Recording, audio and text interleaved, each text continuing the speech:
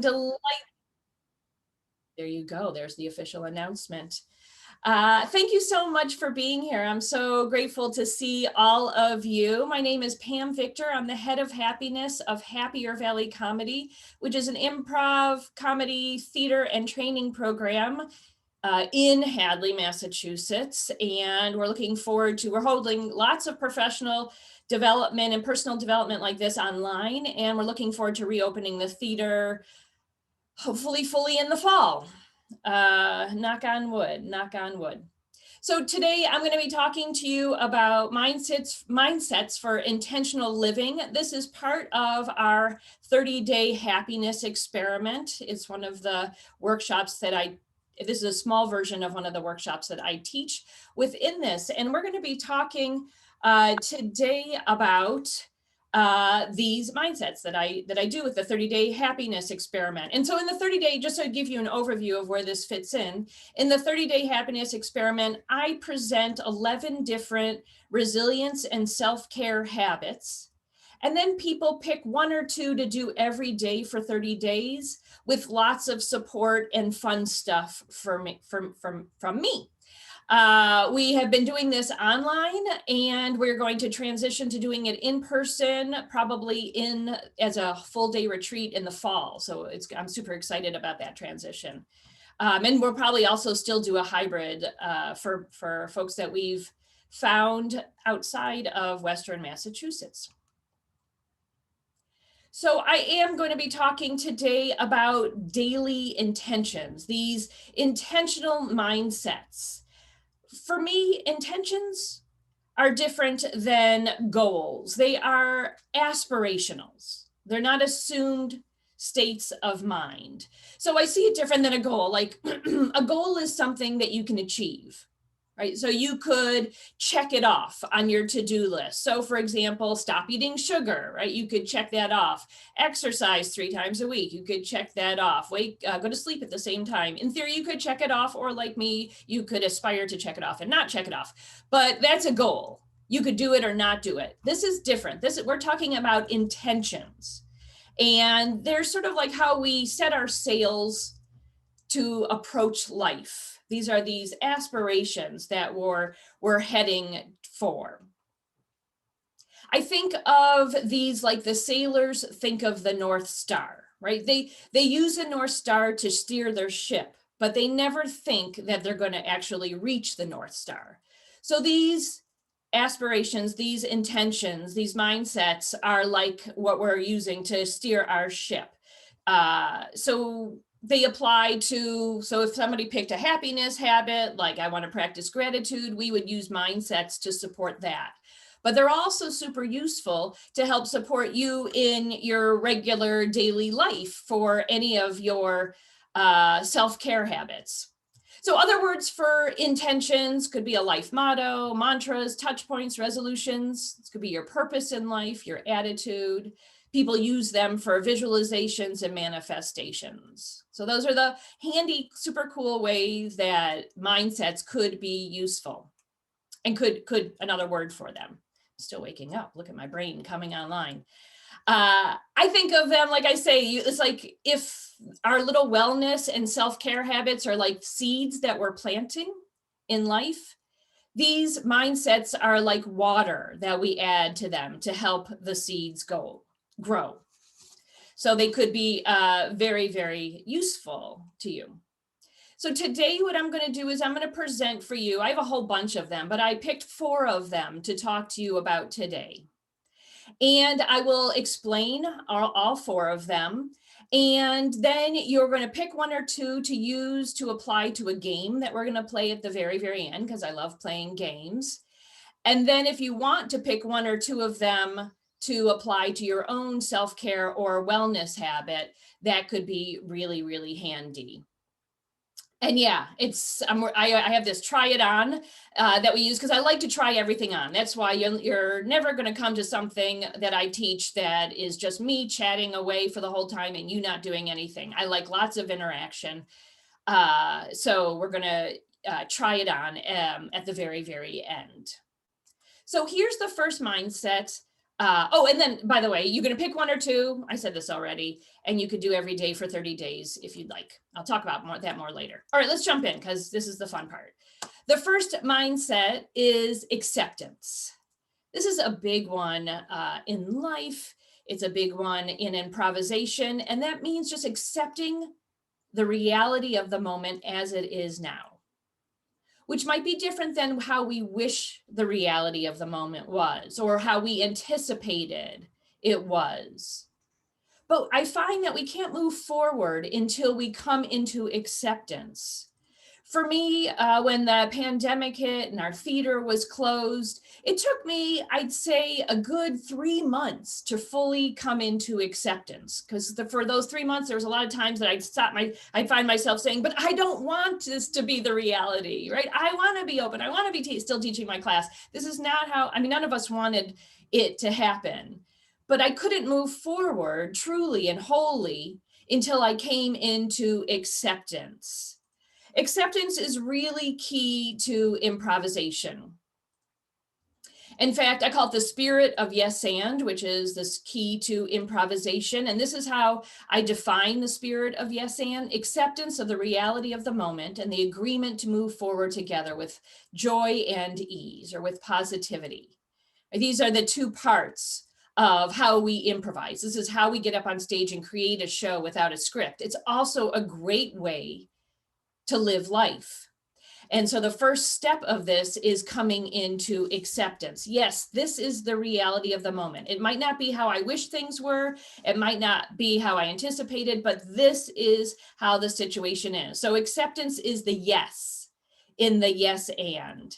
And when it comes to yes and the yes part, acceptance, I always think of my friend and improv teacher, Dave Razowsky. And if you're one of my students, you've probably heard what I call the parable of Dave Razowsky, a short little story that goes like this. Dave Razowsky was at a wedding and he was dancing with this woman, and she was so excited to be dancing with Dave Razowsky that she took him by both shoulders and she slammed him to the ground, and his foot ended up landing like this and broke really badly. And Dave claims he had the thought, that just happened.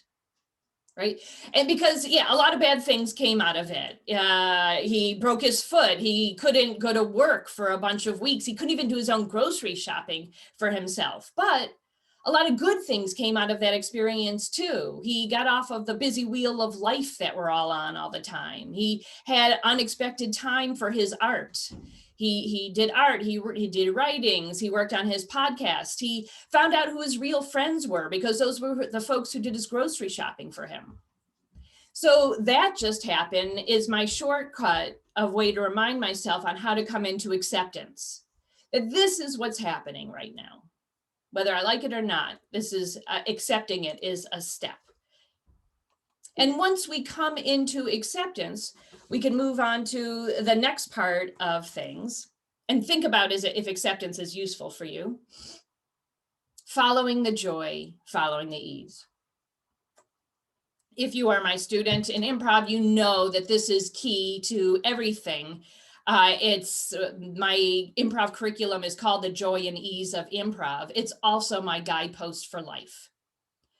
I use joy and ease for every single decision, every moment in my life. So I always try to follow the pathway of joy and the pathway of ease. So joy could be different for everybody. I get to decide what's joyful for me. You get to decide what's joyful for you. But given the reality of the situation, I'm trying to follow the path of joy, which isn't always like, woohoo, margaritas on the beach, right? That's joyful. And if you're buying, I'm drinking for sure. But sometimes joyful could be a more sober, no pun intended, affair, like staying home, having a quiet night at home, making the best of a hard situation, right? No matter what the situation, where is the path of joy? And if there's a situation that doesn't even have one little molecule of joy in it, because sometimes that happens, I substitute the word peace. Given the reality of this situation, where is the path of peace? Likewise, where is the path of ease? A situation doesn't have to be easy for it to be easeful. I think of easefulness like going down a stream, sitting in an inner tube and letting the stream take you downstream with it, just not fighting against the current and just allowing the moment to take you along with it. This is the reality of the moment. And what would it be like just to follow it where it's going? So if you find this useful, think about whether following the joy, following the ease could be useful for you in a mind and using for your mindset. And the joy and ease is the and part of yes and, right? Once we're in acceptance, how can I move forward together with joy and ease? Given the reality of this moment, this is what's happening right now, right? I've broken my foot or whatever. Given that reality, how can I still experience joy and ease? And so to apply it to the pandemic situation, that when the theater closed down, everything changed. That was the reality of the situation. I didn't like it, but coming into acceptance was the first step. And then given that reality, how could I still experience this moment with as much peace or maybe even some joy and ease as possible, which for some of us meant having more time at home, traveling less, having more downtime, having time to do some more self-care, bolstering meditation practices, things like that. So think about if, yes, following the joy, following the ease could be useful to you for an intentional mindset. The third of the four I want to talk about today is what I call capital C curiosity. So this means meeting the unexpected with a sense of curiosity. So just asking yourself, I wonder how this is going to turn out, right? I wonder how this is, rather than trying to control it or stick to your expectations or try to force the situation into the way you think it should be or you anticipated it would be, given this reality, I wonder what it would be like just to keep going with curiosity, right? So I'm doing a new program and it doesn't go exactly the way I anticipated it going, but this is the way it's going. So I could experience a little curiosity. Like, I wonder maybe this is going to turn out to be for the best. Maybe we're all here, because we're supposed to be here. Curiosity can also be applied to the question, what would it be like not to get so hung up on doing it perfectly?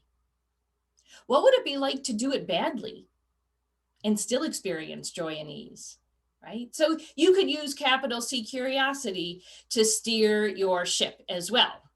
And finally, some of my favorites, and man, these get a workout in my life big time: faith and trust and faith. And this for me is, given the reality of the situation, having trust and faith that it will all work out. This isn't going exactly the way I thought it was going to go. Can I just have trust that it will all work out? And in an improv game, when we play the game and it goes differently than you think it's going to go, you can be like, oh, but I'm just going to trust it's all going to work out. I'm calling it acting as if. There was a time during the pandemic that it looked like everything was going to shit, right? It's just like, oh my God, I don't know how, my business is going to stay open. How are we going to not have income for a year? All that scary stuff that so many of us went through. And then there was a shift. I got into acceptance. I was working on joy and ease. And then there was this shift. And I said, I think I'm going to act as if it's all going to work out for the best, because that will help me have more joy and ease in this process. And for me, that really helped me really activate my trust and faith. I'm just going to pretend maybe it's not going to work out for the best, but certainly in the moment, that helps me get, if I'm headed for a dumpster fire, I might as well have fun getting there rather than just dreading it, because what's waiting at the end of the road could be a dumpster fire, could be grand success. I don't know. So I don't have control over necessarily where we're going to end up, but I do have some control over how I get there. And that means sometimes losing trust and faith and then working on strengthening, getting it back. That's the act of trust and faith, losing it and then coming back to it. That's the act of it. That's how you strengthen that muscle. So these are the 4 that we've talked about: acceptance, capital C, curiosity, following the joy and ease, and faith and trust. And we're going to play a game, a little improv game that we love to play. And I'd like you to apply 1 or 2 of these to your game. And it's called Word at a Time Proverb. And it's just a 5-minute game. You're going to do it in a breakout room with another person. So you're not on stage or anything like that. Nobody's going to watch you, except it's just between you and the other person. But in order to do it, I need someone to help me demonstrate it.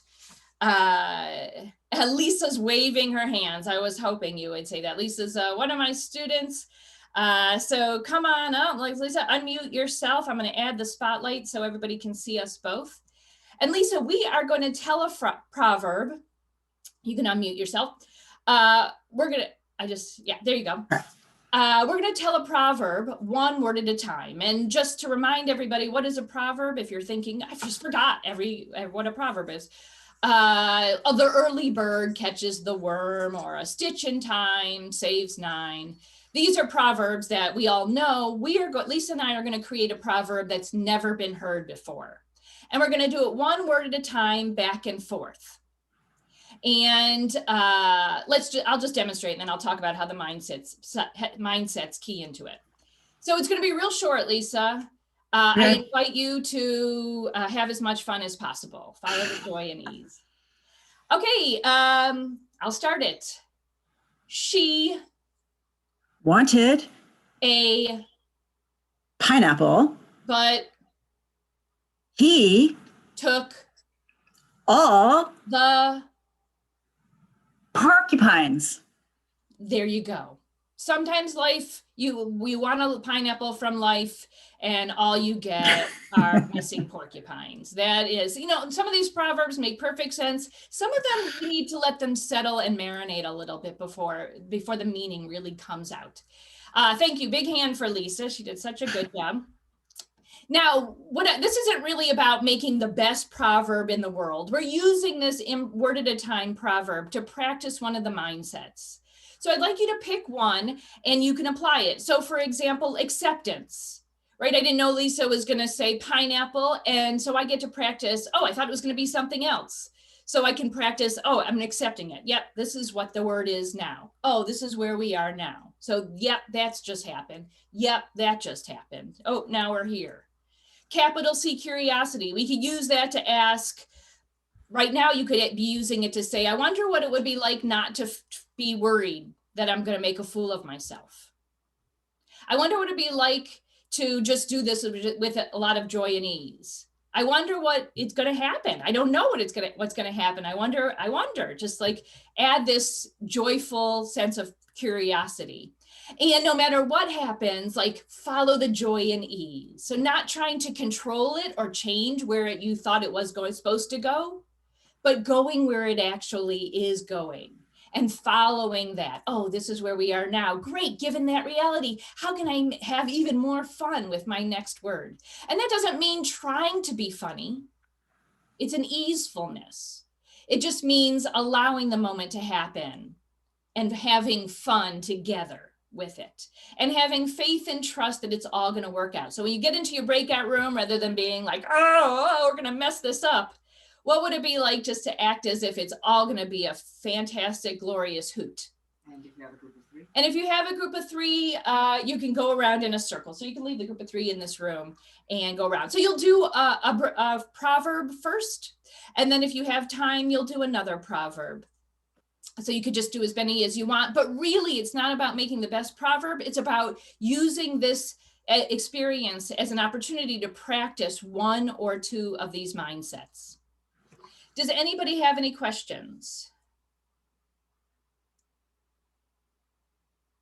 Cool beans. If you do have a question while you are in the breakout room, you could always click the red button that says ask host. I think it's red. I think it says ask host.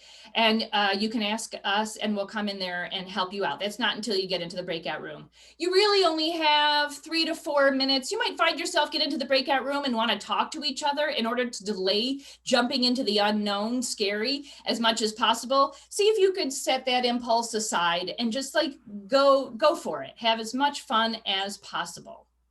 All right, you're going to accept your breakout room and get in there with your new best friend and have as much fun as possible. We're supposed to put that thing into the chat window, but too late.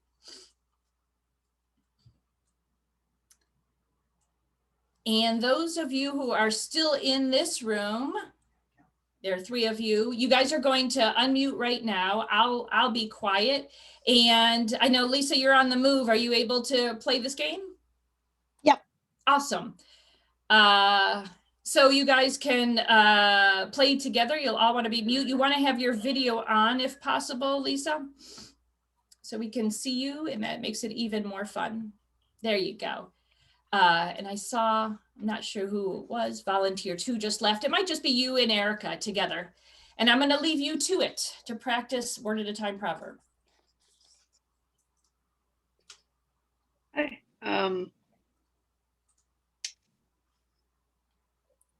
I could start, or? Yeah, sure. Okay. If I don't stand, alone, then you can't sidle up. So folks are coming back. It's great. I see smiling faces, so that's a good sign. Hopefully, and thumbs up, that's a great sign. Hopefully you had a chance to connect with somebody and practice acceptance. Like, this is how the proverb is going. I wonder what's going to happen next. You know, can we follow that with joy and ease and just acting as if it's all going to work out just fine? So all of those things are really, really helpful. And now I'd love if you wanted to pick 1 or 2 of these.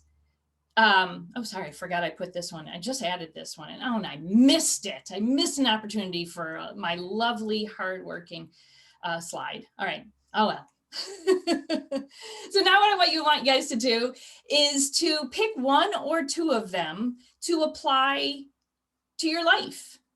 Right. And the reason I say only 1 or 2 is if you do all 4, what ends up happening is they all get lost. It's just too much. It's too much of a heavy lift. And I'd like you, if you want, to just try to use them every day for 30 days, maybe not for the rest of your life, but for just the next 30 days. And what that might look like is having a Post-it note, like right on your computer, that has the word on it.